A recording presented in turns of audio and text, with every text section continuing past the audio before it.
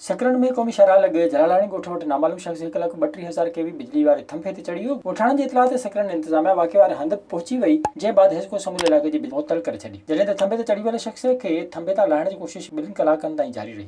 थंभे ते चढ़ियल शख़्स खे ॾिसण लाइ सभई माण्हू गॾु थी विया। 2 कलाकनि खां पोइ ॻोठाणनि जी मदद सां पोरतां केस हेठि लाथो वियो, जंहिं बाद पुलिस खे हिरासत में वठी सक़रंड थाणे ते लॉकअप करे छॾियो। पुलिस मूजिबि नौजवान जो दिमाग़ी तवाज़ुन सही न आहे, इन करे हू पंहिंजो नालो ऐं एड्रेस बि नथो ॿुधाए। मोरे में कराची बाग जे जनरल सेक्रेटरी ज़ैन कोराई सिंधी ॿोली जे पहिरीं शहीद अब्दुर्रज़ाक सुमर जे मज़ार ते हाज़िरी भरे गुल निछावर कया ऐं दुआ कई। मीडिया सां ॻाल्हाईंदे कराची बाग जे जनरल सेक्रेटरी ज़ैन कोराई चयो त हू मोरे शहर जो रवासी आहे, इन करे हुन ते इहो फ़र्ज़ु थिए थो त हू सिंधी ॿोली जे पहिरें शहीद खे न विसारे। हुन चयो त हू संदसि मज़ार जी मरम्मत लाइ 1 लख रुपया ॾियण जो ऐलान करे थो ऐं मज़ार ते सफ़ाई लाइ हिकिड़ो माण्हू पंहिंजी पघार ते पंहिंजे ज़िम्मे मुक़ररु करे थो। संदसि चवणो हो त क़ौमी कारकुन सिंध जो असासो आहिनि, उन्हनि खे विसारणु न घुरिजे। ढिगड़ी जे ख़ानगी इस्पताल में नवकोट भरिसां ॻोठ गुलमम जोड़ीजो जे रवासी बशीर अहमद जोड़ीजो जी घरवारी ऑपरेशन ज़रिए अजब में विझंदड़ जाड़नि ॿारनि खे जनमु ॾिनो आहे। इस्पताल जे डॉक्टरनि पारां अहिड़े नमूने ॿारनि जे ॼमण जी का बि वज़ाहत न कई वई। इस्पताल जी डॉक्टराणी फरीदा जरवार मूजिबि अहिड़े क़िस्म जा ॿार पहिरियों भेरो ॼाया आहिनि। हुन चयो त ॿारनि जे बचण जा चांस तमामु घटि आहिनि। विज़िट कयो अवामी आवाज़ मीडिया ग्रुप जी वेबसाइट awamiawaz.pk